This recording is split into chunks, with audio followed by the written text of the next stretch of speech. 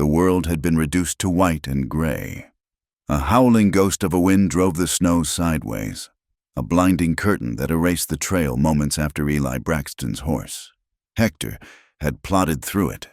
The cold was a physical thing, a predator with teeth that gnawed at the exposed skin on his face and sunk deep into his bones, right through the thick wool of his coat and the layers beneath.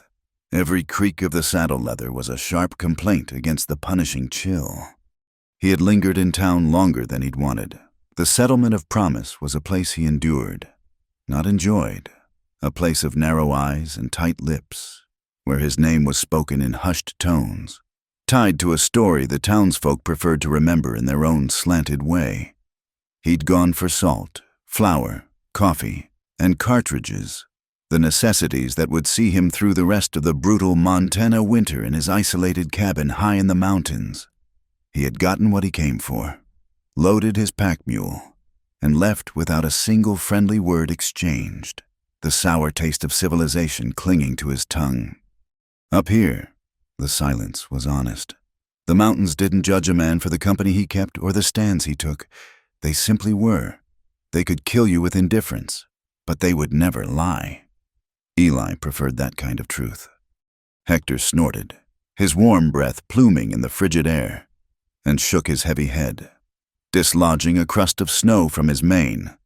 Eli patted the horse's neck, his gloved hand a clumsy reassurance.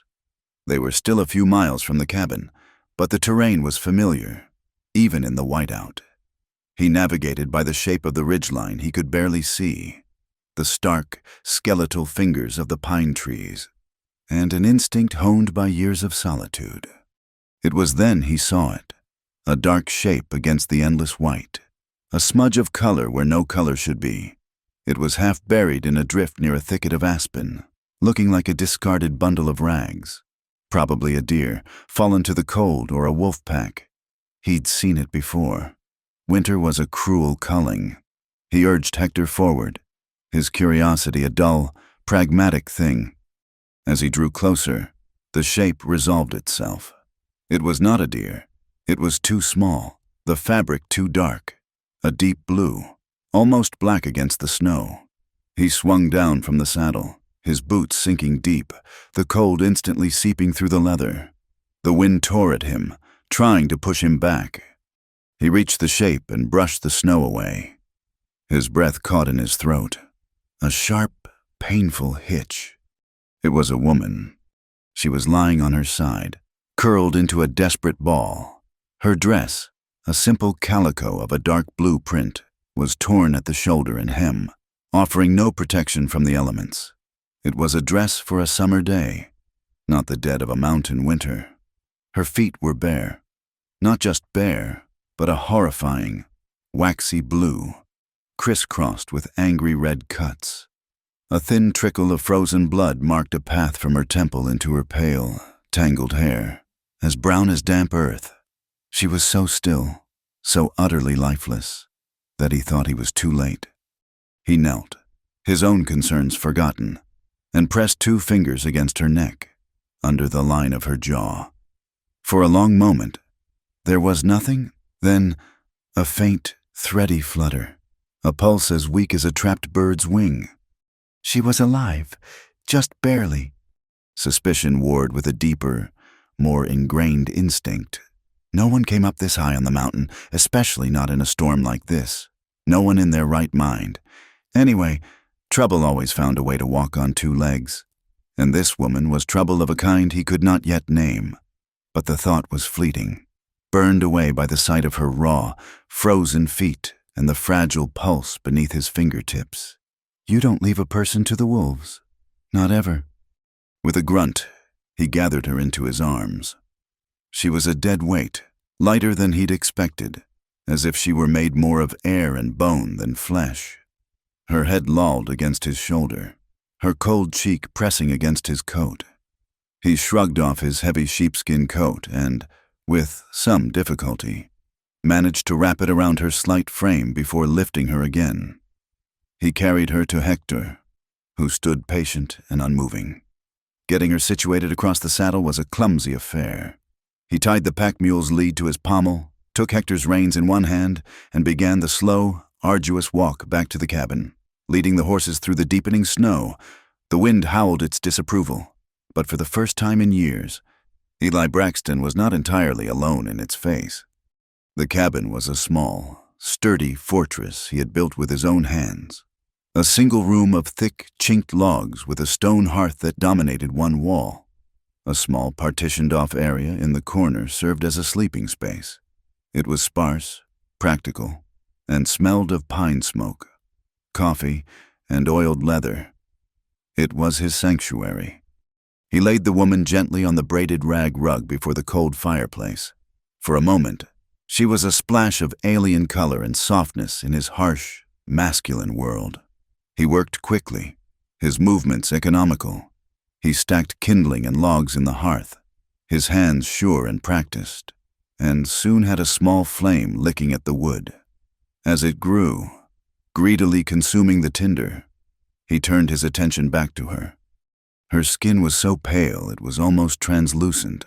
He fetched a basin and filled it with lukewarm water from the kettle that always sat on the edge of the stove. Not too hot to shock her frozen flesh.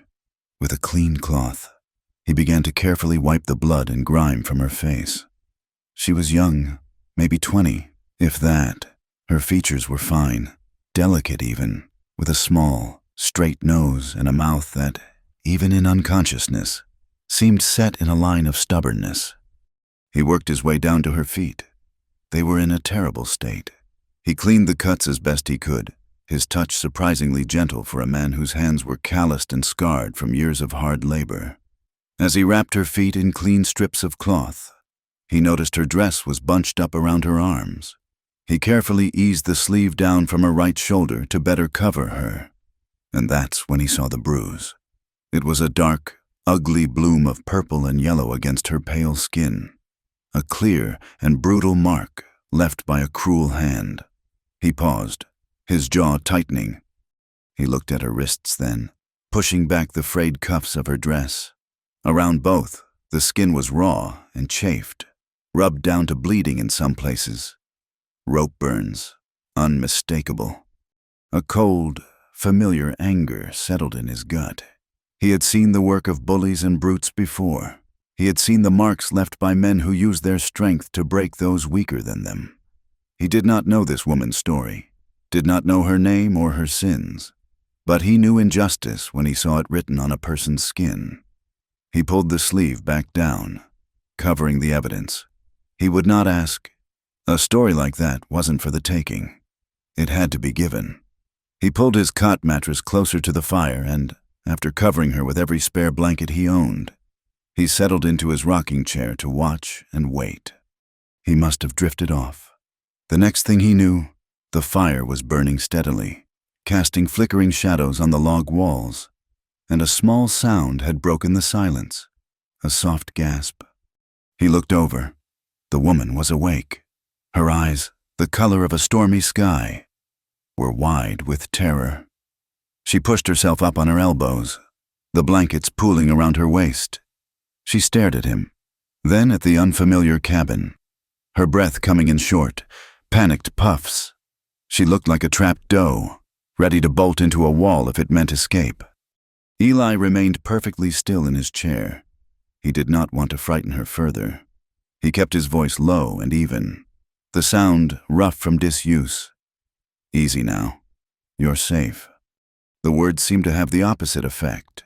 Her eyes darted to the single door, then to the shuttered window, both sealed tight against the storm that still raged outside. A fresh wave of panic washed over her face. She scrambled backward, dragging the blankets with her until her back hit the stone base of the hearth.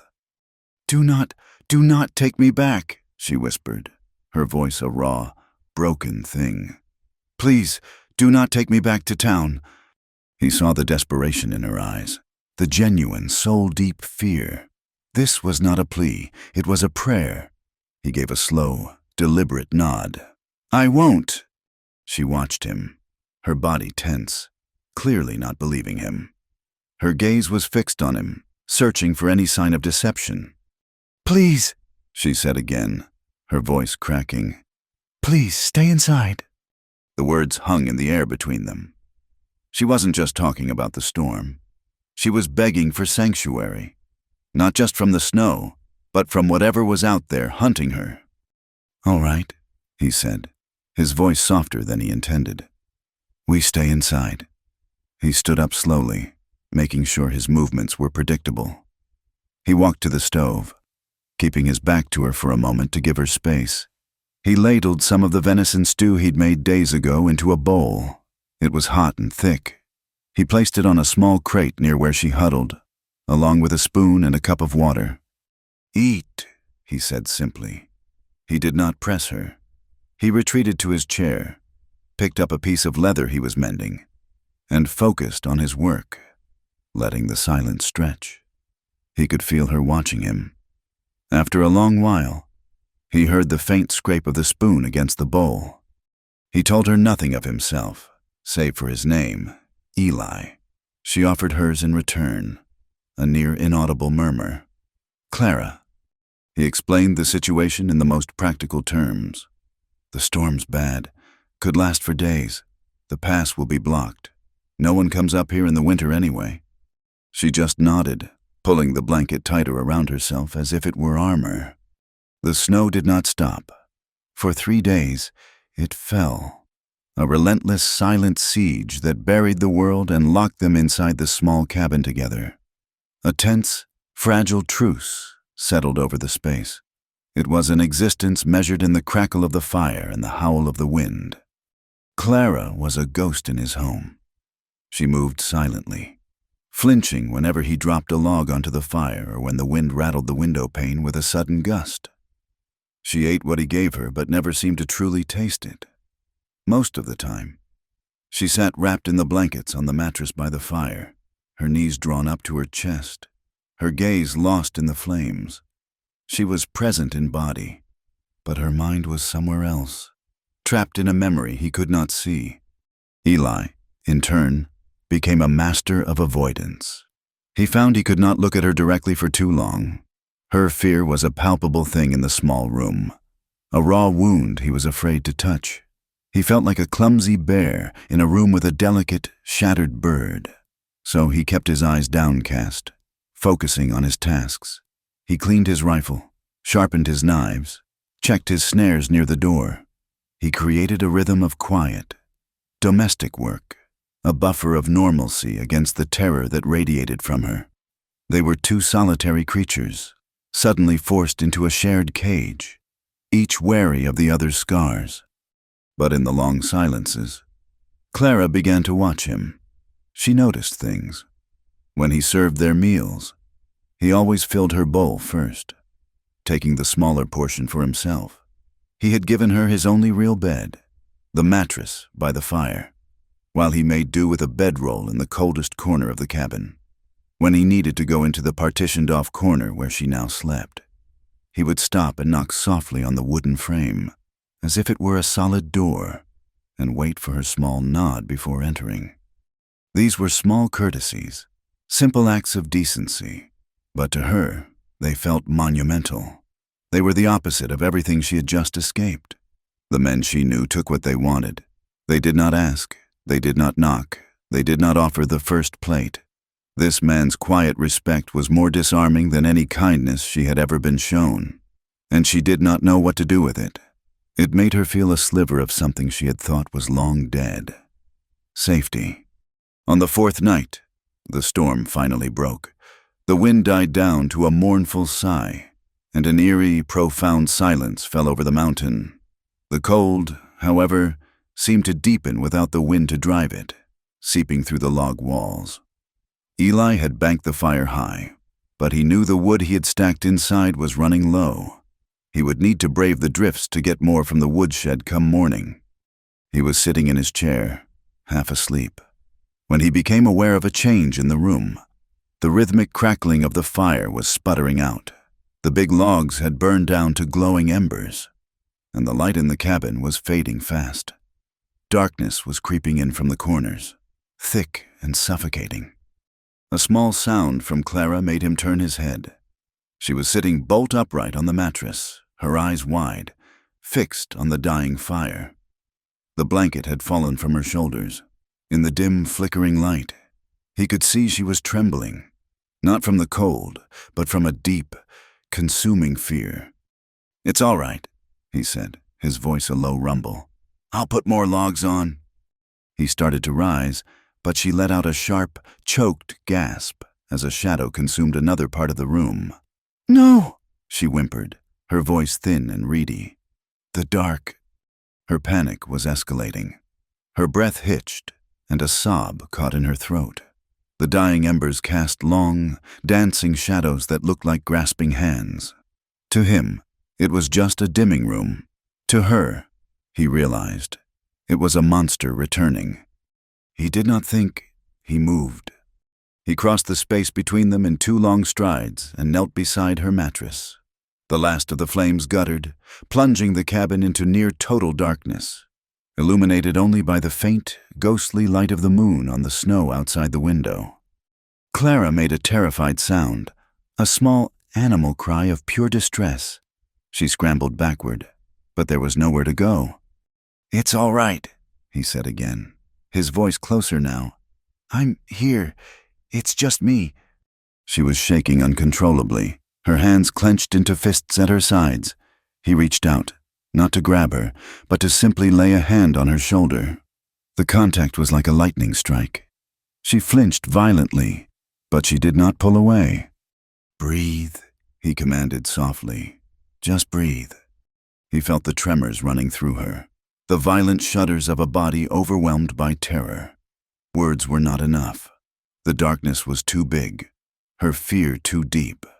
Acting on an instinct he did not know he possessed, he sat down on the edge of the mattress and slid an arm around her shaking shoulders. It was not a gesture of intimacy, but of pure, simple grounding, a bulwark against the night. He expected her to fight, to push him away, to scream. Instead, she collapsed against him. She turned and buried her face in his chest, her small hands grabbing fistfuls of his rough wool shirt. She clung to him with a desperate, frantic strength, as if he were the last solid thing in a world that was dissolving into shadows. He could feel her sobs, silent and racking, shaking her entire body. Eli froze, his arm tight around her. He was clumsy at this, a stranger to comfort. He could set a broken bone or track a deer for miles, but he did not know how to soothe a weeping woman. So he just held on, his hand resting firm and steady on her back. He was a rock, an anchor in her storm of fear.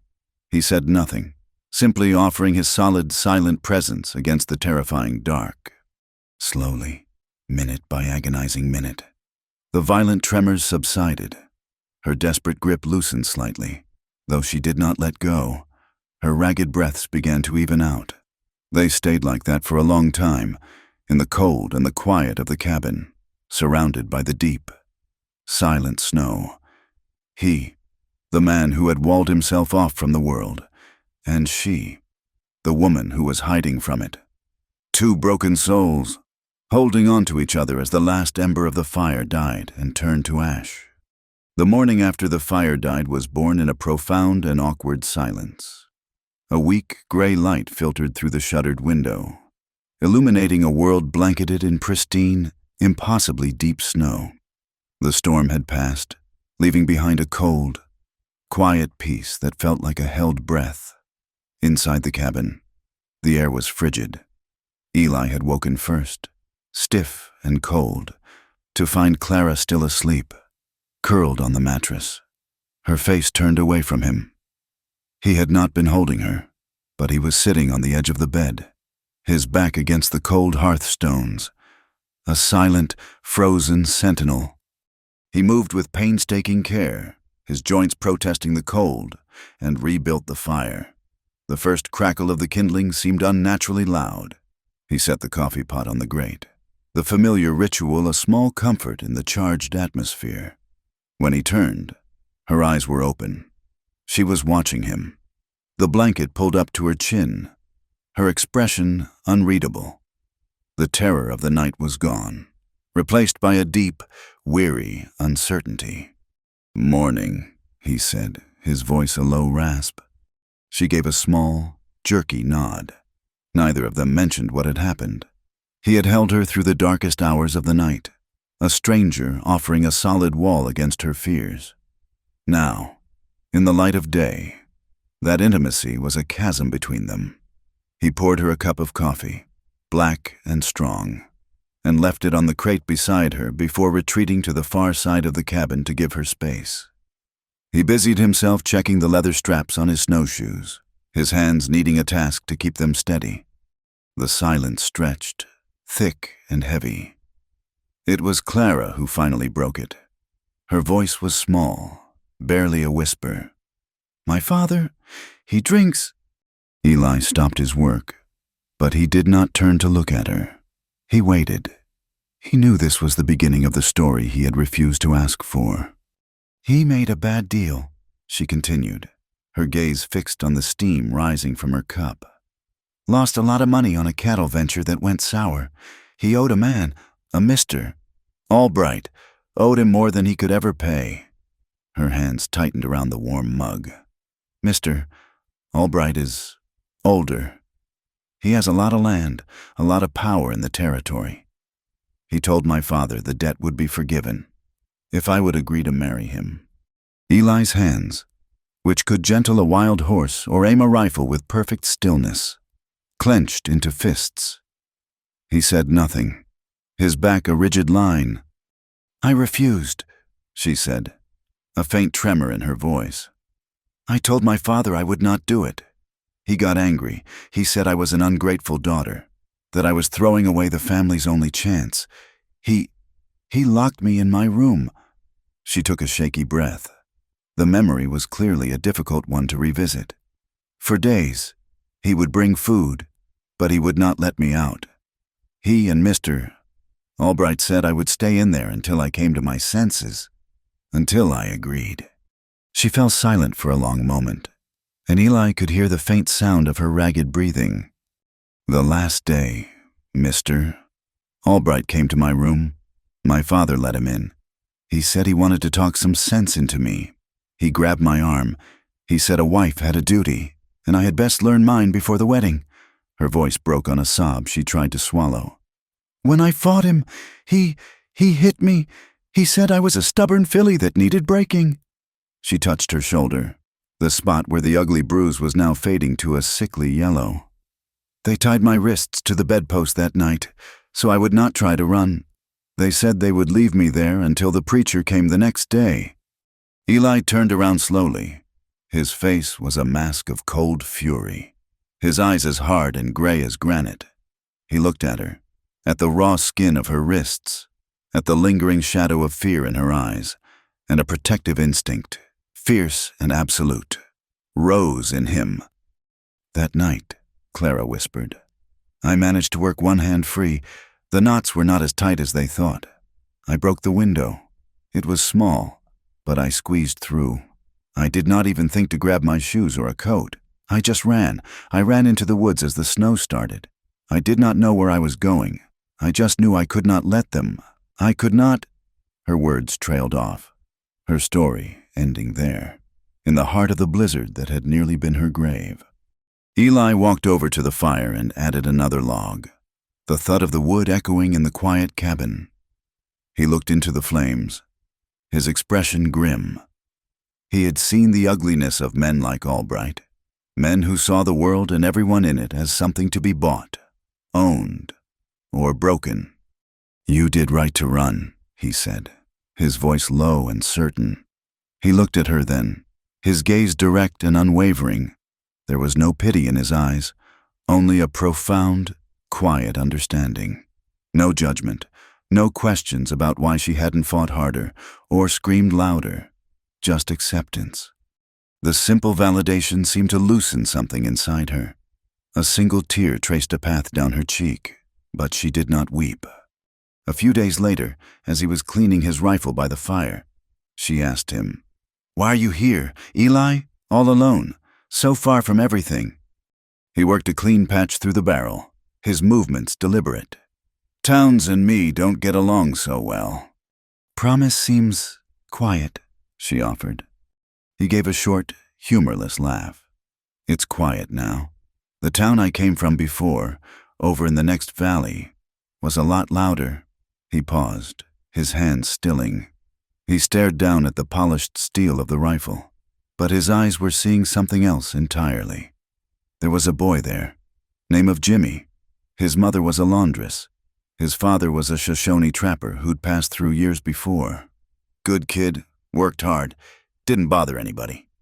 He set the rifle aside and leaned forward, his elbows on his knees. Some cattle went missing from one of the big ranches. Belonged to a man who thought he owned the whole valley. He and his hands decided, without a shred of proof, that Jimmy's people were to blame. It was easier to blame them than to admit a mountain lion or their own carelessness was the cause. They formed a posse, he said, his voice flat and hard. Not a real posse, a lynch mob, plain and simple. They rode into the small camp where Jimmy and his mother lived, dragged him out, said he was going to hang as an example. Clara's hand went to her mouth, her eyes wide with horror. I was there, Eli went on. I'd been riding for that same ranch. Though I was about to quit, I told the foreman, a man named Sutter, that they were making a mistake, that the boy was innocent. Sutter just laughed. He said it didn't matter if he was innocent. What mattered was sending a message. The memory was still raw, still burned in him. They had the rope over the branch of a cottonwood tree. They had the boy on a horse. I drew my gun. I told them they would have to go through me. He shook his head, a muscle jumping in his jaw. It was a fool thing to do. One man against a dozen, but I could not just stand there. Sutter and his men, they backed down, not because they were scared of me, but because killing one of their own over it would have been too messy, even for them. They let the boy go, but they told me to be gone by sunrise. So you left? Clara asked softly. I left, he confirmed. The next day, the sheriff told me it would be best if I moved on. The town turned on me. People who had known me for years would cross the street to avoid me. They said I was a traitor, that I had chosen the wrong side. They didn't see a boy. They saw something less than human. I learned something that day. Society, the law, they punish you for doing the right thing if it's for the wrong person. He looked over at her, and in that moment, the space between them shrank. They were no longer just a man and a woman trapped by a storm. They were two outcasts, marked and scarred by the same cruel world. She, for refusing to be property. He, for defending a life that others deemed worthless. The days that followed found a new, easier rhythm. The oppressive tension eased, replaced by a quiet companionship. They began to talk more. He told her about growing up on a small farm in Ohio, about his long journey west. She told him about her mother, who had loved to press flowers in books and had died when Clara was a little girl. They spoke of small, simple things, discovering the shape of each other's pasts, one story at a time. Sometimes, in the evenings, a small joke would pass between them, and the sound of her soft, hesitant laughter would fill the cabin, a sound as rare and beautiful as a winter rose. One evening, she noticed a long tear in the sleeve of his shirt, frayed and worn from hard use. I can fix that, she said, her voice quiet. He had a small sewing kit in his supplies, and she retrieved it. He took off the shirt, sitting by the fire in his undershirt, his back to her. She sat on the hearth, the rough wool of his shirt in her lap. The warmth of the fire was on her face, and the warmth of him, a clean, wood smoke scent, was in the fabric she held. She threaded the needle, her fingers surprisingly nimble. As she began to stitch the tear, her knuckles brushed against the warm skin of his arm. A jolt, sharp and unexpected, went through her. His muscles tensed under her touch. She could feel the heat of him, the solid strength. She looked up and saw the line of his broad shoulders, the powerful column of his neck. Her hands began to shake. Her breath caught in her throat. All she could think about was Mr. Albright's cruel grip, the feeling of being trapped and powerless. But this was different. This touch was hesitant, accidental, and the man it belonged to had shown her nothing but gentleness. The needle stilled in her hand.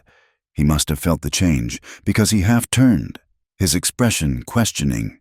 Their eyes met. The air crackled with a sudden, unspoken tension. It was too much.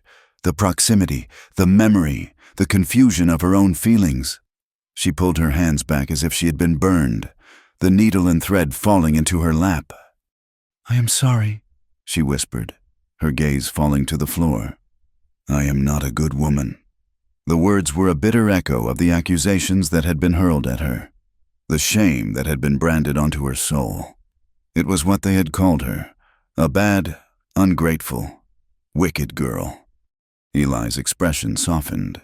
He reached out, not to touch her, but to gently take the shirt from her lap. His voice, when he spoke, was low and steady, a bedrock of certainty in her swirling sea of shame. "You don't have to be anything," he said simply. His words were a release. He was not asking her to be pure, or grateful, or good. He was not asking her to be anything at all, other than what she was, a survivor. In his eyes, she was not tarnished goods. She was just Clara. The next day, he took his rifle down from the pegs on the wall. Outside, the world was a vast, silent expanse of white. A wolf howled in the distance, a lonely, haunting sound that underscored their isolation. "You need to learn," he said, his tone practical. "Every soul out here needs to know how to protect themselves." He took her outside, into the blinding glare of the sun on the snow. The rifle was heavy in her hands, a cold, alien weight. He showed her how to hold it, how to brace the stock against her shoulder, how to line up the sights. His hands briefly covered hers, guiding them into the correct position. His touch was impersonal, instructional, but it still sent a tremor through her. The first time she fired it, the recoil slammed the stock into her shoulder. A brutal, jarring shock. The sound was deafening, a violent explosion that shattered the mountain's peace. She dropped the gun in the snow, her ears ringing, her shoulder aching. She was shaking, the smell of gunpowder sharp in her nostrils. "Again," he said calmly. He picked up the rifle, checked it, and handed it back to her. He did not coddle her. He did not apologize for the gun's harsh reality. He just expected her to try again. And so she did. Again and again. Slowly. Her fear gave way to a grudging respect, and then to a flicker of confidence. She learned to control her breathing, to squeeze the trigger instead of yanking it. She would never love the weapon, but she no longer feared it. She understood it. It was a tool, a dangerous, necessary tool for survival. He taught her other things, too. He showed her how to swing an axe, how to split a log cleanly with one efficient stroke. At first, her swings were clumsy, the axe head bouncing off the wood. But he was patient. He corrected her stance, showed her how to use her whole body, not just her arms. The physical work was a balm.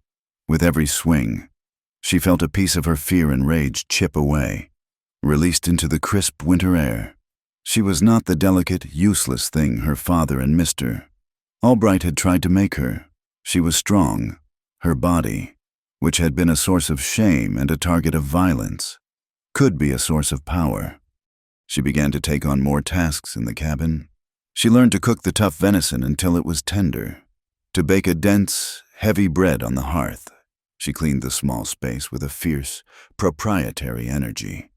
A quiet rhythm formed between them, a partnership built on the shared, repetitive tasks of survival. Trust was not spoken in words. It was built in the steady chopping of wood, the shared meal at the end of the day, the simple comfort of another human presence in the vast, lonely wilderness. One night, the cold was particularly bitter. Eli had been restless, turning in his bedroll, his sleep troubled. Clara lay awake on her mattress, watching the fire dance. Suddenly, he cried out, a low guttural sound of pure anguish. "Anna!" He thrashed in his sleep, his hands clenched. He was trapped in a nightmare, his face contorted in a mask of pain. Clara sat up, her heart pounding. His vulnerability was a stark, shocking thing. This strong, self-sufficient man who had been her protector was, in that moment, utterly lost. Without a second thought, she slipped from her bed and knelt beside him. She hesitated for only a moment, then reached out and placed a hand on his arm. "Eli," she said softly. "Eli, wake up. You are dreaming." He flinched at her touch, his eyes flying open. They were wild, unfocused, still seeing the horrors of his dream. He stared at her, breathing hard, sweat beading on his brow despite the cold. "It's all right," she whispered, her voice soothing. "You are safe." He blinked, and slowly, the nightmare receded. His gaze focused on her face, on the hand that rested on his arm. Recognition dawned in his eyes, followed by a deep, weary sorrow. He did not pull away. Instead, a great, shuddering breath escaped him, and he seemed to crumble. He leaned forward, his head falling into his hands. She did not know who Anna was, but she knew the sound of a broken heart. She moved closer, and, mirroring the gesture he had offered her in the dark, she put an arm around his broad, shaking shoulders. She did not speak. She just held him, offering her own small measure of strength, a quiet anchor in his own private storm, until the shaking subsided and the silence of the mountain night returned to the small cabin. The first sign of the thaw came not as a sight, but as a sound, a soft, persistent dripping from the eaves of the cabin, a sound Clara had not heard in months. It was the mountain weeping, its frozen tears melting under a sun that now held a faint, unfamiliar warmth. Soon, patches of dark, damp earth began to appear like bruises on the snow's white skin. The world was waking up, stretching its limbs after a long, hard sleep, and with its waking came a new and unfamiliar tension. Winter had been a fortress, its blizzards and impassable drifts their silent guardians. Now, with every drop of melting snow, the walls of their sanctuary were dissolving. Clara had changed. The haunted skeletal girl Eli had carried from the storm was gone. In her place was a young woman with color in her cheeks and a quiet strength in her eyes. The endless, nourishing meals, the hard physical work of chopping wood and hauling water, and the long, dreamless nights of sleep had restored the flesh to her bones. But the change was more than physical. The fear that had once clung to her like a shroud had receded, leaving behind a cautious curiosity. She moved with a new purpose, her steps no longer hesitant. She had learned the rhythms of the cabin, the language of the wilderness, and the contours of the silence she shared with the man who had saved her. Eli watched her, a knot of unease tightening in his gut. He knew what the thaw meant. The pass would soon be open. The trail from town would become navigable. The world they had held at bay for so long was about to come rushing back in. And it was a world that had no place for people like them. One afternoon, as they sat outside on the rough-hewn bench he had built, oiling leather harnesses in the pale sunlight, he finally gave voice to the thought that had been troubling him for weeks. "The snow will not last much longer," he said, his gaze fixed on the distant, hazy peaks. "When the trail is clear, you will need to decide what to do." Clara's hand stilled on the piece of leather she was working. She did not look at him. "What is there to do?" she asked, her voice low. "You cannot stay here forever," he said, the words tasting like ash in his mouth. The thought of the cabin without her, silent and empty once more, was a cold, hollow thing. "That man, Albright, your father, they will not have simply forgotten." "I know," she whispered. He took a breath. "I can take you away, north to Canada, maybe, or west, over the mountains to Oregon country, a place where no one knows your name. You could start over." He laid the offer before her, a stark and difficult path. It was the only honorable thing he could do, the only real protection he could offer, to help her disappear. She was silent for so long that he thought she had not heard him. She stared down at her hands, at the faint, silvery scars that still circled her wrists. Where could she go? The world was a vast and terrifying place, and this small, isolated cabin was the only home she had ever known where she had not been afraid. Starting over sounded like another word for being alone. "I will think on it," she said at last, her voice so quiet it was nearly carried away by the breeze. She did not answer his offer, and he did not press her for one. The night he had cried out in his sleep had left an invisible mark on him. Clara had not mentioned it again, had not asked who Anna was, but he felt her watching him sometimes with a new, questioning sadness in her eyes. He owed her the truth. She had given him the pieces of her own broken story. It was only right that he show her his. A few nights later, as the fire crackled and the shadows danced, she found the courage to ask. "Eli," she began, her voice hesitant, "the other night, you called out a name in your sleep." He stopped stirring the coals with the iron poker, his body going still. He had known this was coming. He rested the poker against the hearthstones and looked not at her, but into the heart of the fire, where the past seemed to flicker and burn. "Anna," he said, the name a strange and painful weight on his tongue. Her name was Anna. He told her the story then, the words coming slowly, rustily, as if he were pulling them up from a deep, abandoned well. He told her about the town he had lived in before, the one he had been driven from for defending the boy. Jimmy. He had not been alone then. He had been courting Anna, the daughter of a Spanish blacksmith and an Apache woman. She had her father's dark eyes and her mother's fierce spirit. She was beautiful and kind, and she had seen something in him that no one else had. "We were to be married," he said, his voice flat, stripped of all emotion. "We had a small piece of land picked out, down by the creek. I was building our house, a little at a time, after my work at the ranch was done." He fell silent, and in the quiet, Clara could almost see it, a younger Eli, full of hope, his hands building a future instead of a fortress. "She was with child," he went on, his voice dropping to a near whisper. "Our child. We were so happy." He shook his head, a small, bitter movement. "But there were people in the town who did not approve. They saw her Apache blood, and it was all they could see. They saw me, and they saw a man who had chosen the wrong side. Time and again." The memory unspooled, stark and brutal in the flickering firelight. "The baby came early, too early. Something was wrong. Anna was in a bad way, bleeding, and the midwife did not know what to do. I rode to the doctor's house, Dr. Miller. I banged on his door until he came. I begged him to help her. I told him I would pay him anything." Eli's hands clenched on his knees, the knuckles white. He looked at me, this man who had set my own broken arm a year before, and he said, "I do not treat her kind." He said his wife was the head of the church ladies' circle, and he could not be seen tending to a woman like that. He told me to go, and he shut the door in my face. A choked sound escaped Clara's lips. Her hand flew to her mouth, her eyes swimming with tears. Eli did not seem to notice. He was lost in the past, living the horror all over again. "I carried her to his house.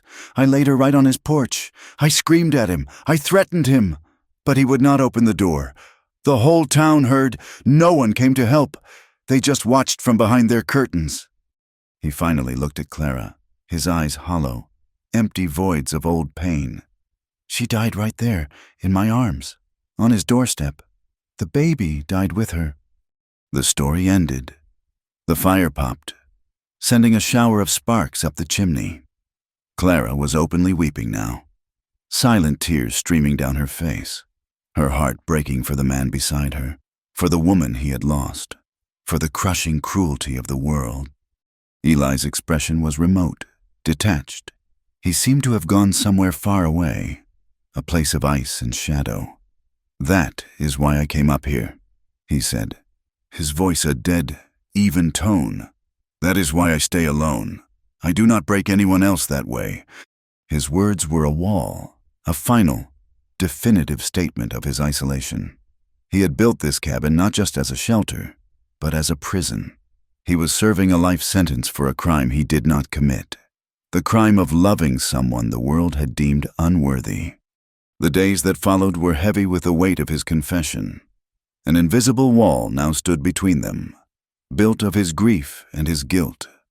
He was more distant than ever, his kindness now tinged with a deep, unbreachable sorrow. And Clara, watching him, felt a new and complicated ache in her own chest. It was more than sympathy. It was a longing to reach across the divide, to touch him, to offer a comfort that words could not provide. One afternoon, as he was showing her how to set a snare, their hands brushed. It was a fleeting, accidental contact, but a current, warm and alive, passed between them. He pulled his hand back quickly, his jaw tight. She saw the flicker of something in his eyes, not just pain, but something else, something that looked like longing. That evening, she found the nerve to speak of it. "Eli," she said, her voice barely audible. He looked up from the knife he was sharpening. "Sometimes," she struggled for the words, her cheeks flushing. "Sometimes I want to touch your arm, or your hand." She looked down, unable to meet his gaze. "Not in a bad way, just to know what it feels like. Not to be scared." It was a confession of her own, as raw and vulnerable as his had been. She was telling him that he had healed something inside her, that his quiet respect had taught her that a man's touch did not have to be a thing of violence and ownership. It could be a thing of comfort, of safety. He stared at her, his expression unreadable. The knife in his hand was still. He said nothing, and after a long, agonizing moment, she turned away, convinced she had overstepped, that she had ruined the fragile peace between them. A few nights later, the air in the cabin was thick with unspoken things. The fire was burning low, the logs collapsing into a bed of glowing, orange embers. The light was soft, intimate. Eli sat in his chair, staring into the flames, lost in his thoughts. Clara had been on her mattress, wrapped in a blanket, but she could not rest. She stood up. The blanket was clutched around her, her only covering. She walked to the hearth and stood before the dying fire, her back to him.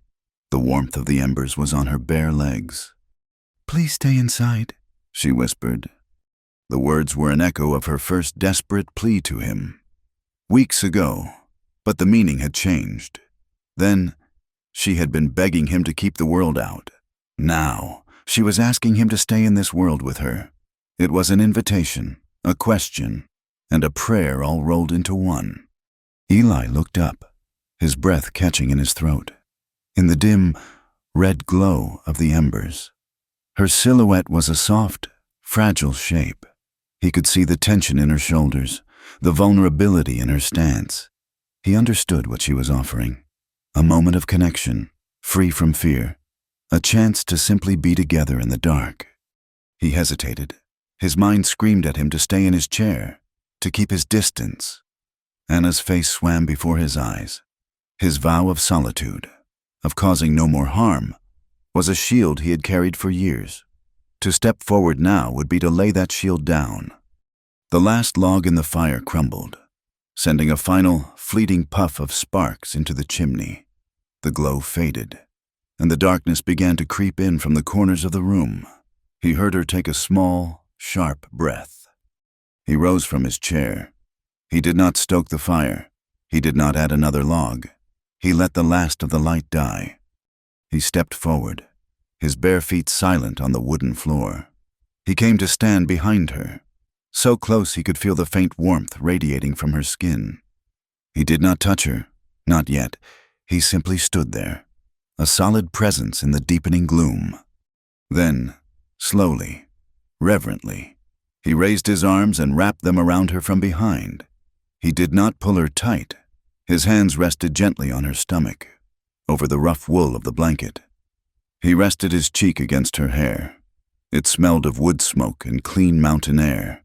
She leaned back against him, a soft sigh escaping her lips. Her body, which had been so tense, so rigid, relaxed into his embrace. They did not kiss, they did not speak. They simply stood there in the quiet darkness, their breaths mingling, their heartbeats a slow, steady rhythm in the vast, silent night. He held her not with lust or with possession, but as if she were the most fragile, sacred thing he had ever touched. It was a comfort, a communion, a silent promise that for this one night, neither of them was truly alone. The next morning, the intrusion came. A rider. They heard the sound first, the crunch of a horse's hooves on the melting, crusty snow. It was a sound so alien to their isolated world that it felt like a gunshot. Eli was instantly on his feet, his face a hard mask. He pushed Clara toward the partitioned-off sleeping area. "Stay there. Do not make a sound," he commanded, his voice a low, urgent whisper. He grabbed his rifle from the wall pegs and moved to the door, cracking it open just enough to see. A man on a scrawny-looking horse was picking his way up the trail. He was a big, slovenly man with a greasy beard and a cruel, down-turned mouth. A bounty hunter. Eli knew the type. They were vultures who fed on the misery of others. The man reined in his horse a few yards from the cabin, his eyes scanning the area. "Hello, the cabin," he called out, his voice oily and unpleasant. Eli stepped outside, the rifle held loosely, casually, in the crook of his arm, but its presence was a clear and potent threat. "What do you want?" he asked, his voice cold. The bounty hunter's eyes flickered to the rifle, then back to Eli's face. He offered a gap-toothed, ingratiating smile. "Just passing through, looking for shelter from the cold. Name's Jedediah. I am looking for a runaway girl. Little thing, brown hair, blue eyes. A reward's being offered for her return. She ran off from her intended. A respected man in the territory." Eli's face remained impassive. "Have not seen anyone. No one comes up here." Jedediah's eyes narrowed, scanning the cabin again. He pointed a dirty finger at the ground. "See 2 sets of tracks in the snow right there, 1 set smaller." "My traps," Eli lied without blinking. "I checked them on foot. Now, you are on my land. I suggest you move on." The bounty hunter's smile vanished. "No need to be unfriendly. I am just asking." He leaned forward in his saddle. $500. That is the reward. A lot of money for a man living all alone way up here. "I am not interested in your money," Eli said, his voice dropping to a dangerous growl. He shifted the rifle in his arms, the movement slight but full of menace. "And I am not interested in your company. The next time you call out, you had best be on the other side of that ridge, or I will mistake you for a wolf." The threat was unmistakable. The bounty hunter stared at Eli for a long, hard moment, his gaze full of venom. He had seen enough men like Eli to know when a line had been drawn.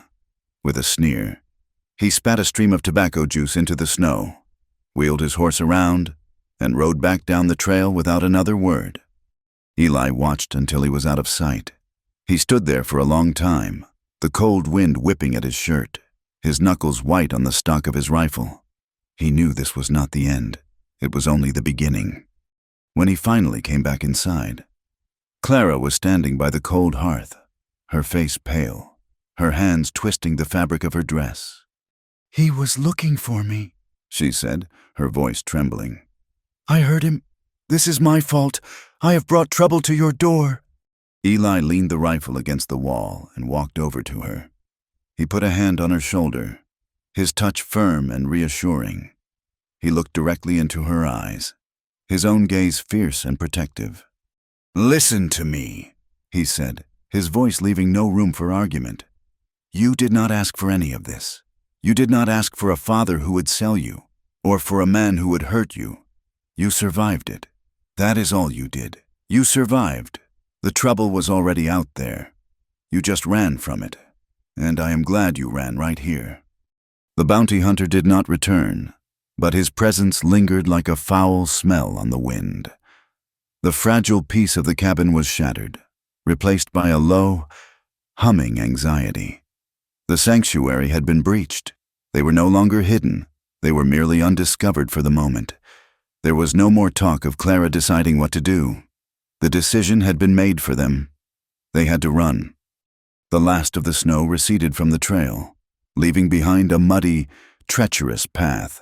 The days grew longer, warmer, filled with the urgent, quiet industry of their preparations. They worked from sunup to sundown, a shared, unspoken purpose driving them. Eli brought the 2 horses, Hector and the pack mule he called Cain, down from the high pasture where they had wintered. He checked their hooves, their teeth, their readiness for a long and difficult journey. He and Clara worked together, mending tack, patching saddlebags, and sorting through his meager possessions, deciding what was essential and what had to be left behind. They smoked what was left of the venison into jerky, a task that filled the cabin with a rich, savory scent. They packed flour, salt, coffee, and dried beans into oilskin bags. The work was grim, a constant reminder of the invisible threat that was pushing them out of the only home Clara had known safety in. Yet, paradoxically, as the danger drew closer, so did they. The formal distance they had maintained for so long crumbled away under the necessity of their shared labor. They moved around each other in the small cabin with an easy, familiar grace. The silences were no longer heavy with unspoken fears, but filled with a comfortable companionship. They began to talk freely, their conversations meandering from the practicalities of their journey to the small, forgotten details of their lives. He learned she had a secret fondness for the taste of cinnamon, a spice she had not tasted in years. She learned he could not abide the smell of lavender. For reasons he would not explain, a gentle teasing began to bloom between them. One morning, as he tried to thread a needle with a thick piece of sinew, his large, calloused fingers fumbling, she took it from him with a small, wry smile. "Here," she said, her touch light on his hand. "Let me—" "Your hands were made for an axe, not a needle." He grunted, a sound that was half surrender and half amusement, and watched as she threaded it on the first try. "My hands do all right," he said, a defensive note in his voice. She looked up at him, her eyes sparkling with a mischief he had never seen before. "They do," she agreed softly, her gaze dropping back to her work. "But not with a needle." He found himself smiling, a real, unforced smile that felt strange on his face. He watched the way the morning light caught in her hair, the focused frown of concentration on her brow, and a feeling, warm and dangerous, spread through his chest. It was a feeling he had not allowed himself to have in a very long time. It felt like hope, and it terrified him. One afternoon, the sky, which had been a brilliant, cloudless blue, turned a sudden, bruised purple. The air grew heavy and still. Then, the rain came. Not a gentle spring shower, but a sudden, violent downpour that hammered on the cabin's roof and turned the world outside into a shimmering, gray curtain. Eli was inside, checking the action on his rifle one last time, when he heard a sound over the roar of the rain. It was a laugh. He looked up. Startled, he went to the open door and stared out at the porch. Clara was standing at the edge of it, her face tilted up to the sky. And then, she did something that stunned him. She lifted the hem of her plain dress, kicked off the worn boots he had given her, and ran out into the deluge.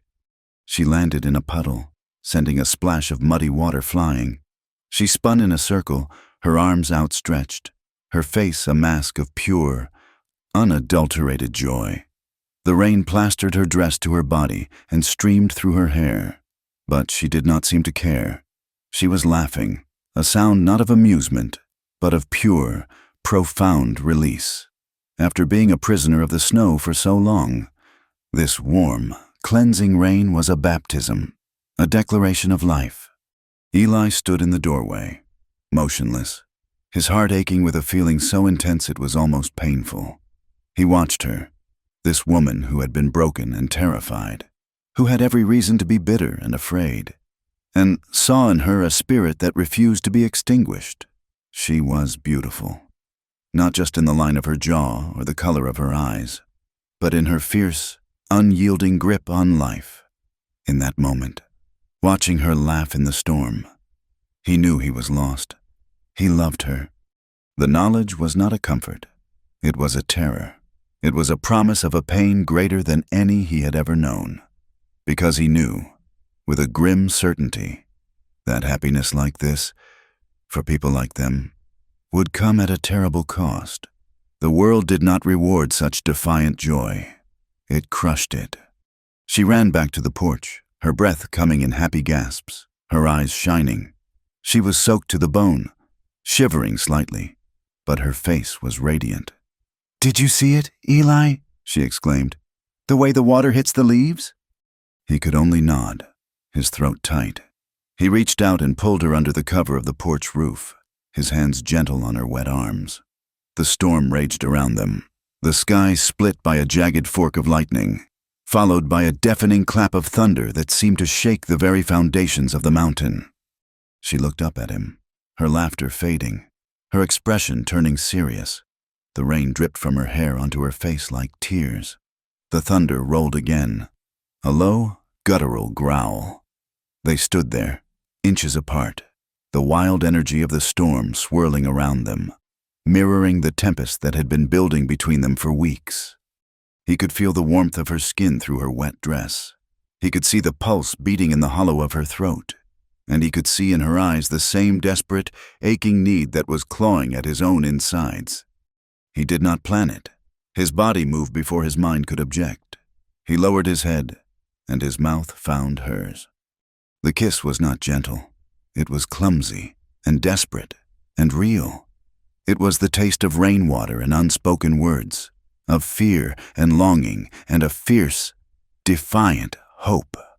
Her lips were soft, hesitant at first, and then they answered his with a pressure that was both a surrender and a demand. His arms went around her, pulling her close, and her hands came up to tangle in his wet hair. It was a kiss that sealed them, a brand of lightning and thunder against the coming darkness. When they finally broke apart, they were both breathless, their foreheads resting against each other. The storm still howled, but inside their small circle of shared warmth, there was a profound, trembling silence. That night, the cabin was different. The kiss had changed the air, charging it with a new and potent awareness. They ate their simple meal in silence, but it was a silence filled with the echo of thunder and the memory of their touch. Every accidental brush of their hands was a spark. Every shared glance was a question. After they had cleaned up, he went to his bedroll in the corner, as he always did. He lay down, his back to her, his mind a chaotic whirl. He had broken his own solemn vow. He had allowed himself to care, and now there was no going back. He had put her in more danger, tied her fate even more tightly to his own. He heard a soft footstep on the floorboards. "Eli?" Her voice was a whisper in the dark. He turned his head. She was standing by the hearth, the firelight casting a soft golden glow on her skin. She was wrapped in her blanket, her expression uncertain, vulnerable but resolute. She walked over to his corner and knelt beside his bedroll. She looked into his eyes, her own gaze steady and clear. "If you want me," she said, her voice trembling only slightly, "I want you to stay." It was not a seduction. It was an offering, an act of supreme trust. She was not giving herself to him. She was inviting him into the shelter of her own heart, asking him to lay his own burdens down, if only for a night. He reached up and his fingers traced the line of her jaw. His answer was not in words, but in the way he gently pulled her down toward him. What happened next was not a clash of passion, but a slow, uncertain exploration. It was a conversation spoken in the language of touch, his hands, which knew the rough textures of rope and wood and steel, learned the soft, smooth landscape of her skin. Her touch, which had been so hesitant, so afraid, became confident, curious.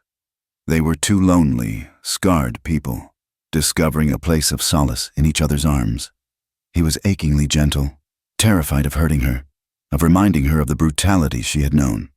He moved with a reverence that told her she was cherished, that this was not something being taken from her, but something being shared. And she, in turn, met his gentleness with a quiet, fierce tenderness of her own, her hands soothing the old, invisible wounds she knew he carried. It was slow, and it was uncertain. It was deeply, profoundly human. Afterward, they lay tangled together in his bedroll, her head on his chest, his arm holding her close. The storm outside had passed, leaving a quiet, dripping peace. For the first time since he had lost Anna, Eli did not feel alone. The hollow ache in his chest was filled with the steady, quiet rhythm of Clara's breathing. "I am still scared," she confessed into the darkness, her voice muffled against his skin. He held her tighter, his hand stroking her hair. "I know," he whispered. "Me too." He had nothing else to offer her but that, the shared truth of their fear.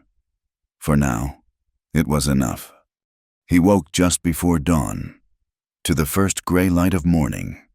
Clara was still asleep beside him, her face soft and peaceful in a way he had never seen it. A fierce wave of protectiveness washed over him, so strong it was a physical pain. He slipped out of the bedroll without waking her, pulled on his boots and shirt, and went outside into the cool, damp air. The world smelled clean, washed new by the storm. He went to check on the horses, wanting to make sure they had not been spooked by the thunder. As he walked past the small thicket of aspens that bordered the clearing, something caught his eye, a fresh carving on the smooth, white bark of the largest tree. He stopped, his blood running cold. It was not a carving left by a hunter or a trapper. The letters were crude, angry, gouged deep into the living wood with the tip of a knife. He stepped closer, his heart pounding a slow, heavy drum against his ribs. He already knew what it would say, but the sight of it was still a punch to the gut. Wanted, Clara McAllister, dead or alive. Below the words was a crudely carved $sign, followed by a number, 1,000. They had raised the reward, and they had changed the terms. This was no longer about returning a runaway bride. This was a death warrant. He stood there for a long time, staring at the words. The bounty hunter had come back, or another had taken his place. They had circled the cabin in the night, a wolf in the darkness, leaving this poison mark for him to find. They were telling him that they knew she was here. They were telling him that there was nowhere to run. He heard the cabin door creak open. Clara stood on the porch, wrapped in his blanket, a sleepy, soft smile on her face. The smile vanished when she saw his expression. "Eli, what is it?" she asked, her voice full of concern. He could not hide it from her. He could not protect her from this. He simply turned and looked at the tree. Her gaze followed his. He saw the exact moment she read the words. All the color drained from her face. The blanket slipped from her nerveless fingers, pooling at her feet. A small, horrified gasp escaped her lips. She stumbled down the steps and ran to the tree, her bare feet heedless of the cold, muddy ground. She reached out a trembling hand and traced the letters of her own name, as if she could not believe they were real. "Dead or alive?"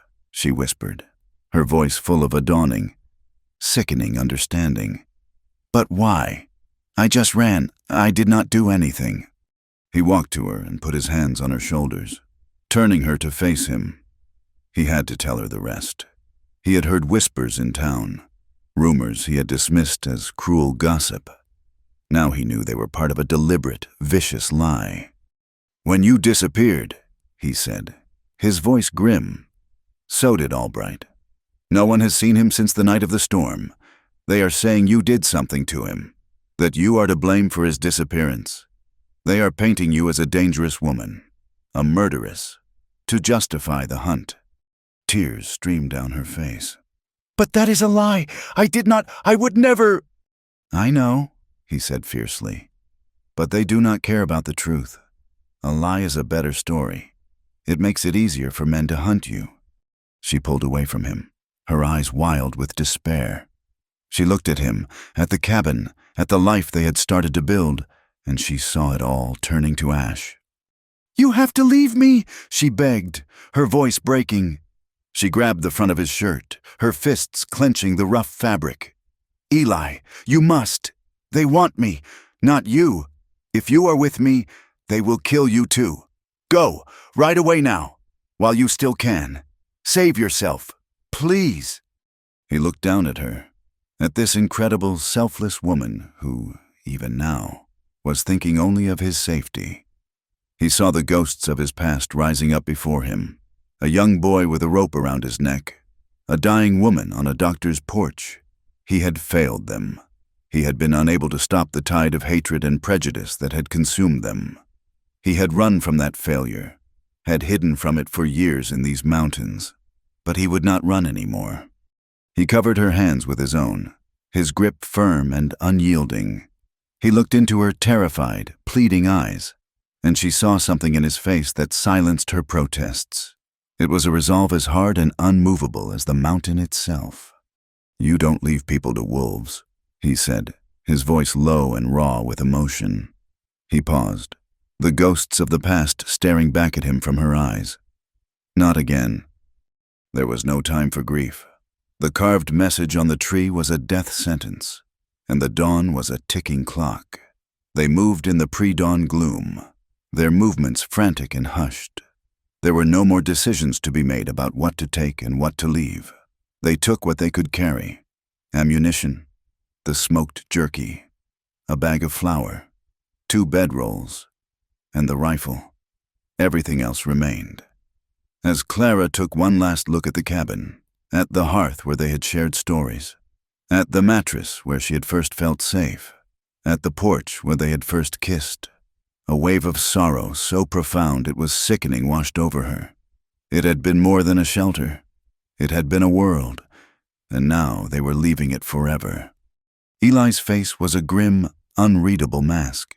He boosted her onto Hector's saddle and swung himself up behind her, taking the reins. He tethered the pack mule, Cain, to his pommel. With a final, lingering look at the home he had built and lost, he nudged the horse not toward the trail, but directly into the dense, untamed forest. The woods swallowed them whole, the thick branches of pine and fir closing behind them like a door. The journey was a nightmare. They avoided trails and clearings, sticking to the deep woods, where the tangle of undergrowth and fallen trees slowed their progress to a crawl. Clara sat rigidly in front of Eli, her back pressed against his chest, every snap of a twig, every rustle of leaves sending a fresh jolt of terror through her. The world was no longer a place of quiet beauty. It was a labyrinth of threats. Every shadow could be a bounty hunter, every distant sound a pursuer. Eli was a silent, grimly focused machine. His eyes constantly scanned their surroundings, his body a tense coil of readiness. He was no longer the quiet, gentle man of the cabin. He was a hunter, and he was the hunted. After 2 days of grueling travel, he called a halt in a small, secluded ravine. "We cannot go on like this," he said, his voice rough with exhaustion. "You are a passenger. I need you to be a partner." He slid off the horse and reached for the rifle in its scabbard. He handed it to her.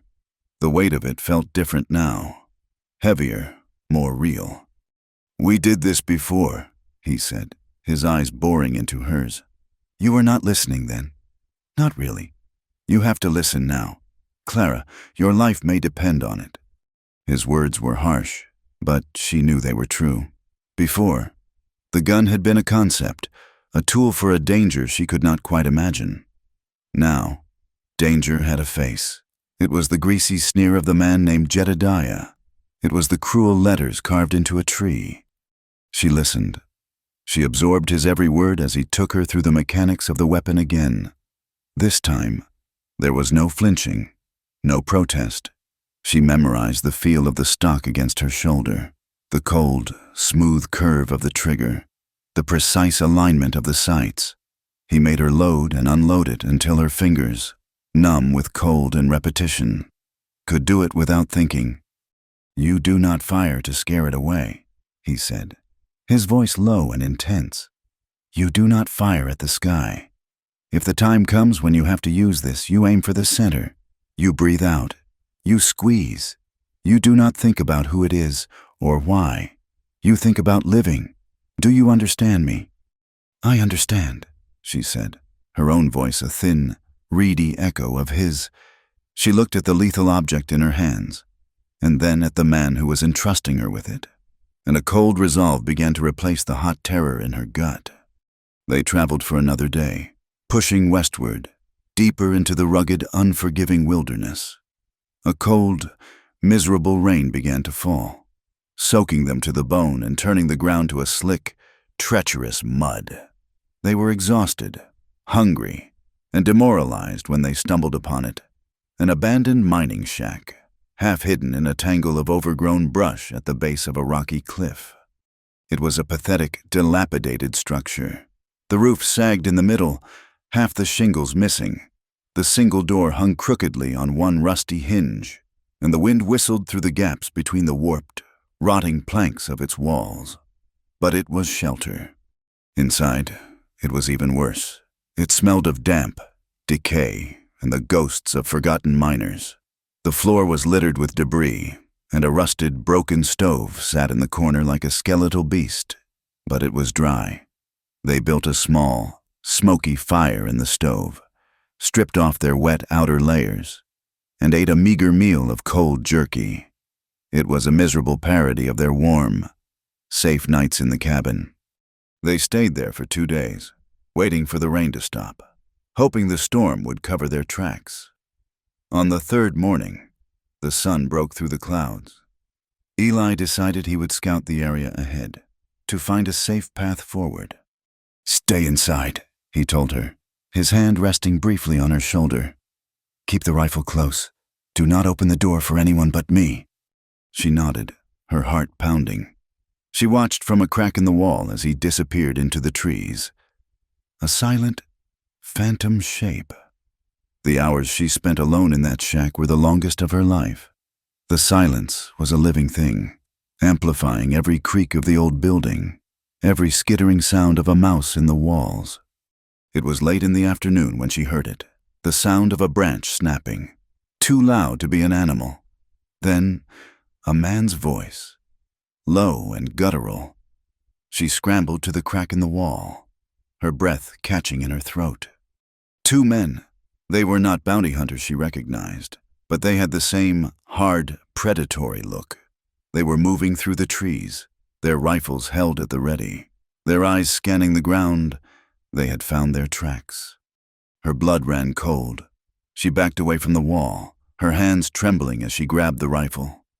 Eli was out there somewhere. He was walking into a trap.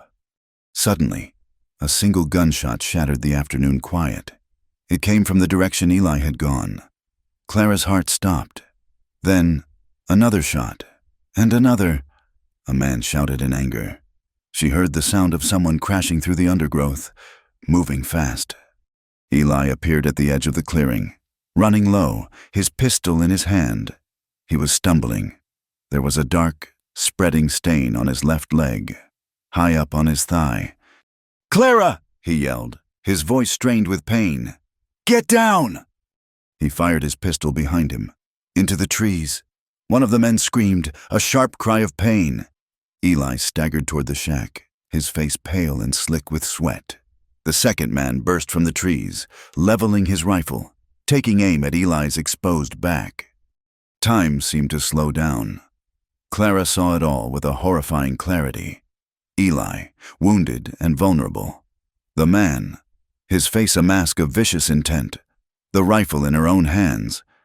You aim for the center, you breathe out, you squeeze.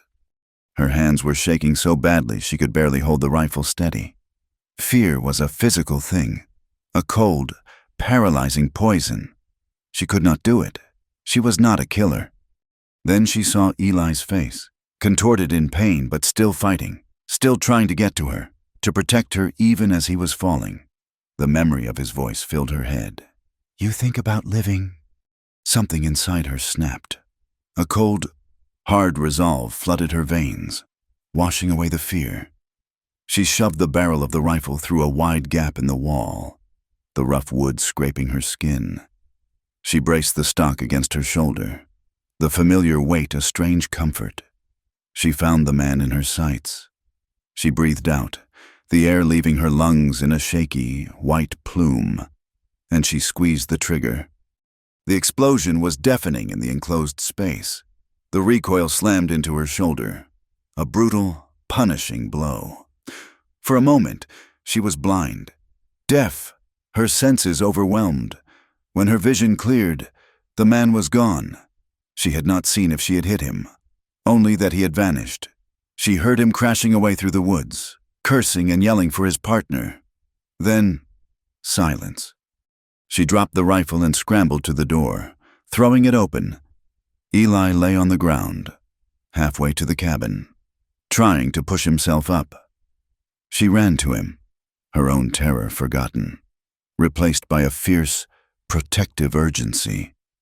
She half dragged, half carried him inside, the adrenaline giving her a strength she did not know she possessed. His leg was a mess. The bullet had torn through the thick muscle of his thigh. Blood was everywhere. Working on pure instinct, she ripped a long strip from her petticoat and tied it tightly above the wound, trying to staunch the bleeding. She cleaned the wound as best she could with water and the last of their whiskey, her hands shaking but her movements steady. He was drifting in and out of consciousness, his face ashen, his breathing shallow. For the next 2 days, she did not sleep. She tended to him, keeping the fire going, forcing sips of water between his cracked lips, changing the dressing on his wound. The fever took him on the second night. He began to toss and turn, his body burning with heat. He started to mutter, lost in a delirious world of shadows and memories. She was bathing his forehead with a cool, damp cloth when he grabbed her wrist. His eyes were open, but they did not see her. They were looking through her, at a ghost from his past. "Anna," he rasped, his voice thick with fever and a desperate, heartbreaking longing. "Anna, I am so sorry. Stay with me, please. Do not leave me again." The name struck her with the force of a physical blow. She froze, the wet cloth clutched in her hand. He thought she was Anna. After everything, the flight, the fear, the blood, the gunshot she had fired to save him. He looked at her and saw the face of his dead fiancé, a cold, bitter hurt, sharper than any fear she had yet known, settled in her chest. She was not Clara. She was just a ghost, a placeholder for the woman he had truly loved. She pulled her wrist from his grasp. She continued to care for him, her movements automatic, efficient, but her heart had walled itself off. She bathed his brow. She cleaned his wound. She kept him alive, but the warmth, the connection, the fragile love that had bloomed between them, felt as if it had frozen solid. His fever broke on the 4th day. He woke, weak and disoriented, but his eyes were clear. He saw her sitting across the small, dismal room, her face pale and drawn, her expression closed off. "Clara," he said, his voice a hoarse croak. What happened?" "You were shot," she said, her voice flat and devoid of emotion. "Bounty hunters. I drove them off."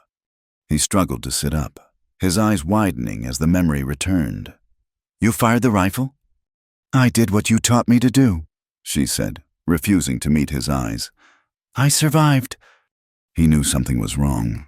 The distance between them was a palpable, icy thing, for days.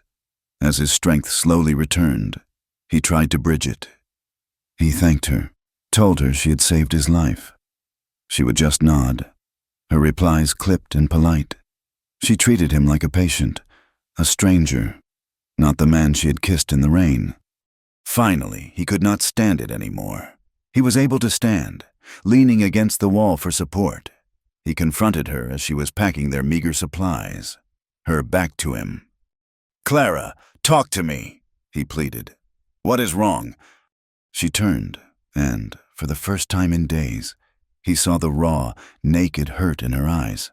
"You called me Anna," she said, her voice trembling with suppressed pain. His face fell. He remembered it now.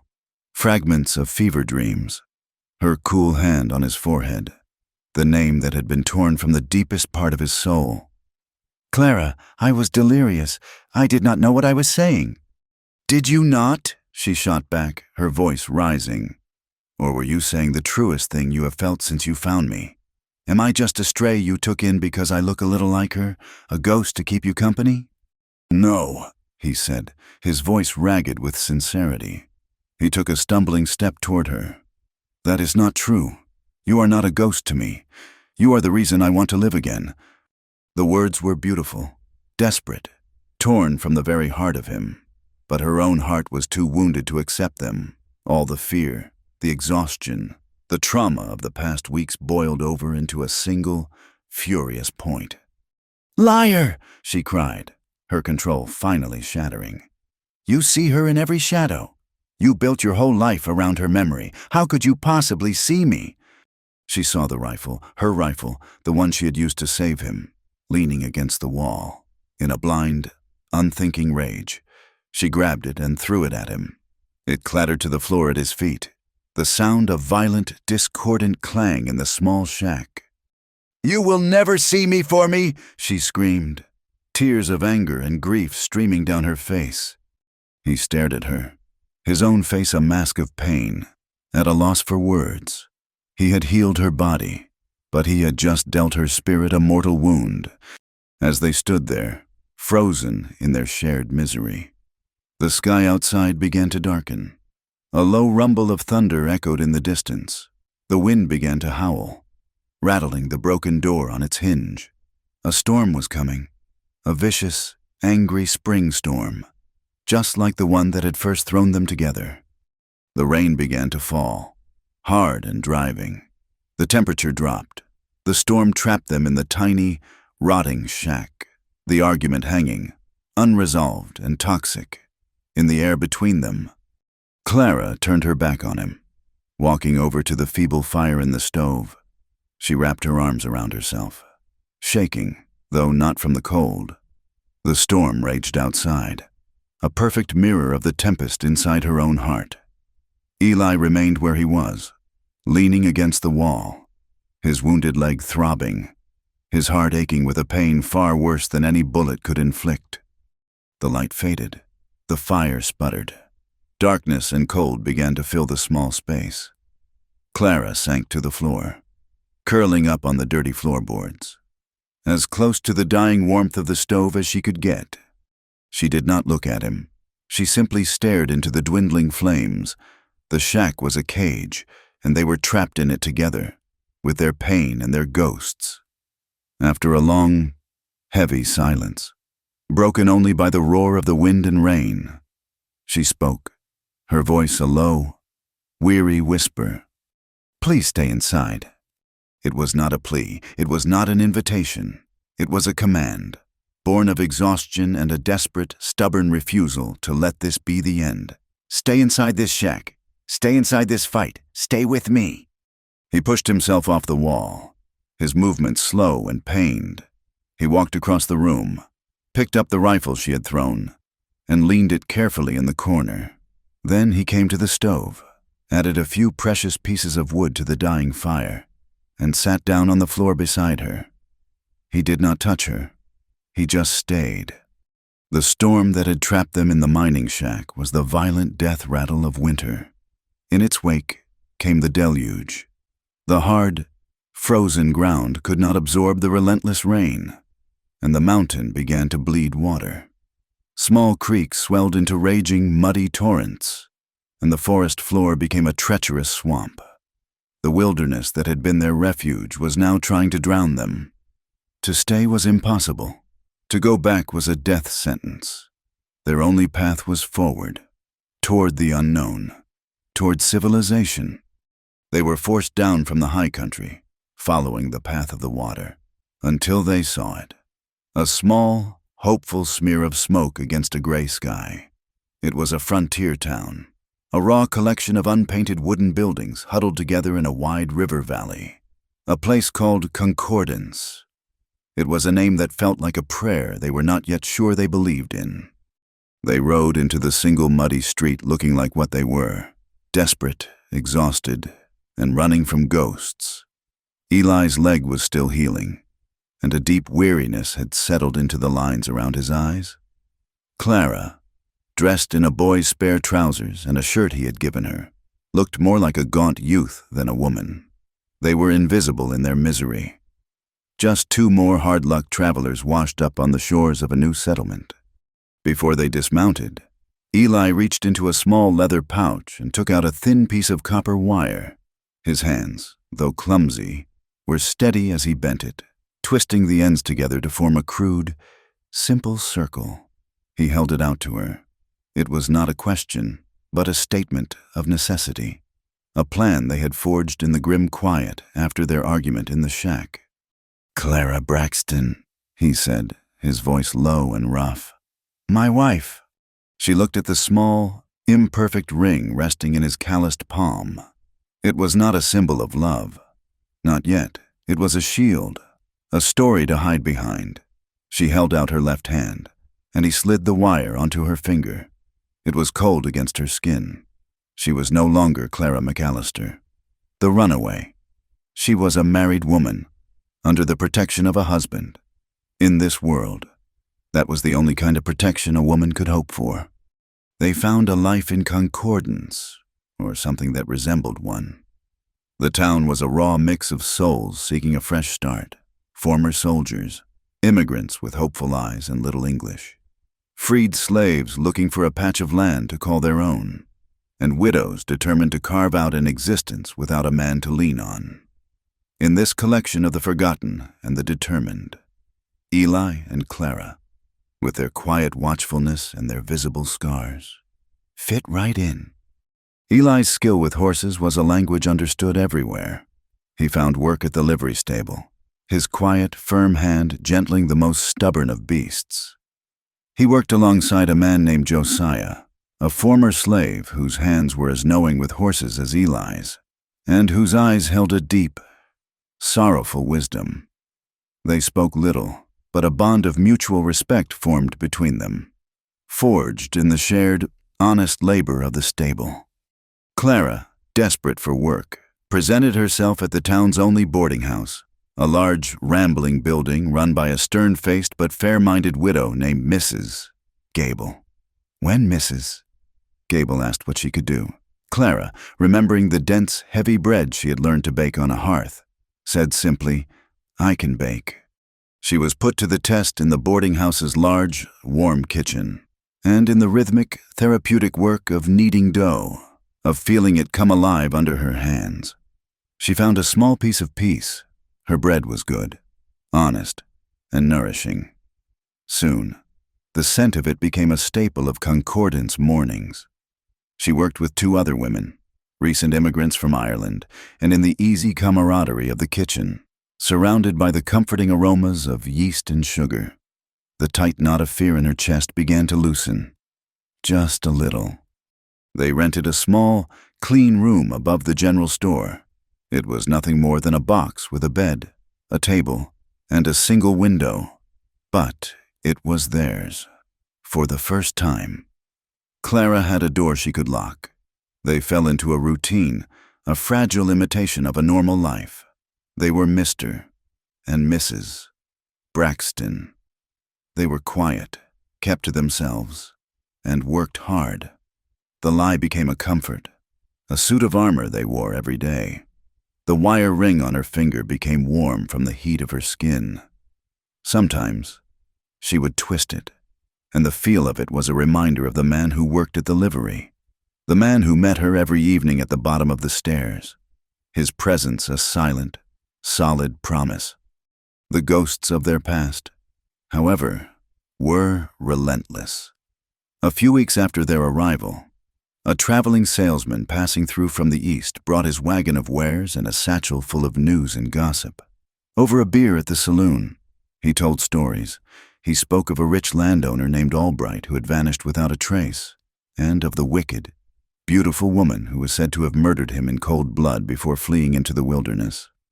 The story had grown with each telling, becoming a dark and thrilling piece of territorial folklore, the reward for her capture, he said with a grim relish, was now so high it could make a man rich for life. The news traveled through concordance like a contagion. Eli heard it from Josiah at the livery. Clara heard it whispered between the Irish girls in the kitchen. The law, the salesman had said, was clear on the matter. The woman, Clara McAllister, was a runaway, a fugitive from her sacred duty to her betrothed. There was no law that would protect a woman like that. That night, in their small room, the armor of their new life cracked. Clara paced the floor, her hands twisting in her apron, the old terror returning, cold and suffocating. "It is no use, Eli," she said, her voice a desperate whisper. "The lie will not hold. They will find me. They will never stop looking, and when they do, they will find you with me. They will hang you for helping me." "They will not find you," he said, his voice a low growl. But there was no conviction in it. He knew she was right. "I have to turn myself in," she said, her words coming in a rush. She stopped pacing and faced him, her eyes shining with a terrible, sacrificial resolve. "It is the only way. I will tell them the truth. I will tell them you found me, that you helped me, but that you did not know who I was. I will save you. Eli, I owe you that." He stood up, his face a thunderous mask of refusal. He crossed the room in 2 long strides and gripped her by the shoulders. "No," he said, his voice shaking with a fierce, protective anger. "Absolutely not. Do you think I would let you do that? Let you walk into their arms, into a cage, onto a scaffold? They do not want your truth. They want a story. They want a villain. They will not listen to you." "Then what are we to do?" she cried, tears streaming down her face. "Run again? Run until we drop? There is nowhere left to go." "Then we do not run," he said, his grip on her shoulders softening. He looked into her eyes, and she saw something shift in his own. The haunted, weary look of a man who had spent years running from his past was gone. In its place was a hard, cold fire. "We make a stand. Here." "Here?" she asked, incredulous. "With who? We are alone. Eli." "No," he said, a grim certainty in his voice. "We are not." The next day, Eli began to build his wall. It was not a wall of logs or stone, but of people. He did not make speeches or call meetings. His work was quiet, methodical, and direct. He spoke to Josiah at the livery stable, not as a boss, but as a fellow man who knew the bitter taste of injustice. He told him the truth about Clara, about the lies, about the hunt. Josiah listened, his dark eyes missing nothing, and when Eli was done, he simply nodded. "The strong always make the rules for the weak," he said. "But sometimes the weak got to make their own rules." Eli went to the general store, not to buy supplies, but to speak with Mr. Chen, the quiet, elderly Chinese man who ran it with his son. He spoke to him of being an outsider, of being judged for the shape of one's eyes or the language of one's birth. He told him that the men coming for his wife were the same kind of men who would burn down a laundry just for being owned by a Chinaman. Mr. Chen listened, his face impassive, and then he poured Eli a small cup of tea. It was his answer. He spoke to Mrs. Gable. He sat in her tidy parlor and laid the truth of their lives before her. He told her that his wife was a good woman who had run from a monster, and that the world had branded her a criminal for it. Mrs. Gable, a woman who had been left with nothing but her own grit and a house full of boarders after her husband's death, looked at him with her stern, assessing gaze. "This world is hard on women who do not do as they are told," she said. "Harder still on the men who stand by them. You are a good man, Mr. Braxton." He spoke to the others, the ones on the fringes, the Irish girls in the kitchen, the German farmer who was ridiculed for his accent, the former soldiers who drank too much because they could not forget the war. He spoke to the outcasts, the misfits, the forgotten. His message was simple. They are coming for my wife because she is a woman who said no. One day, they might come for you for a reason just as small, just as unjust. We stand together, or we will all be swept away alone." 2 weeks later, they came. 2 of them. One was Jedediah, his greasy beard and cruel sneer just as Eli remembered. They rode into concordance with the arrogant swagger of men who believed the law and a paid bounty gave them the right to do as they pleased. They tied their horses in front of the saloon and went straight to the sheriff's office. A few minutes later, they emerged, looking confident. They started at the livery stable. Jedediah strode in, his spurs ringing on the hard-packed earth. "I am looking for a man and a woman," he announced to Josiah, who was meticulously mending a bridle. "The man's name might be Braxton. He is good with horses." Josiah did not look up. He continued to thread his needle through the thick leather, his movements slow and deliberate. "A lot of men are good with horses," he said, his voice a low, rumbling monotone. "It is a horse town." Jedediah's face tightened. "This man is with a woman. Young, brown hair, blue eyes." Josiah paused his work and looked up, his gaze flat and empty. "A lot of men are with women," he said, and then he went back to his mending.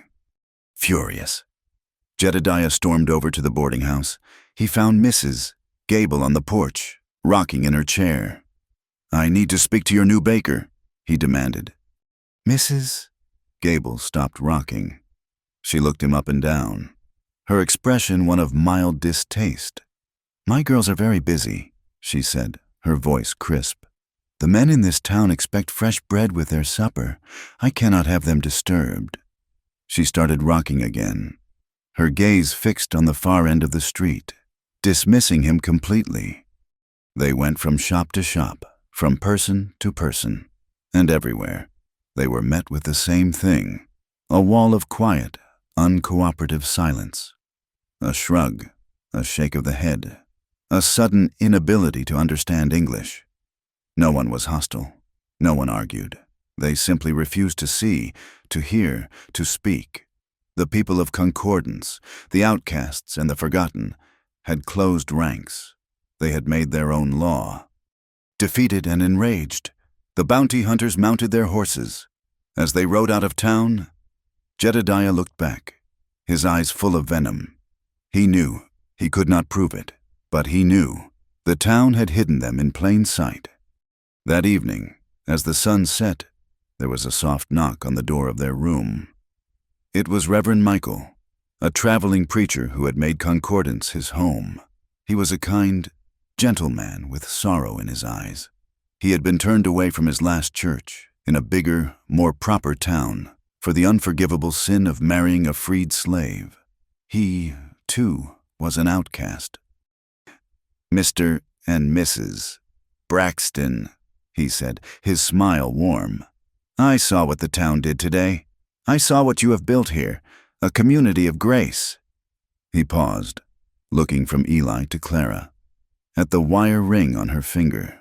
"I believe a bond like yours, a bond that can inspire such loyalty, deserves a proper blessing. If you would have me, I would be honored to marry you properly, in the eyes of God and this town." That night, in the main room of the boarding house, surrounded by the quiet, smiling faces of their new family, by Josiah and Mrs.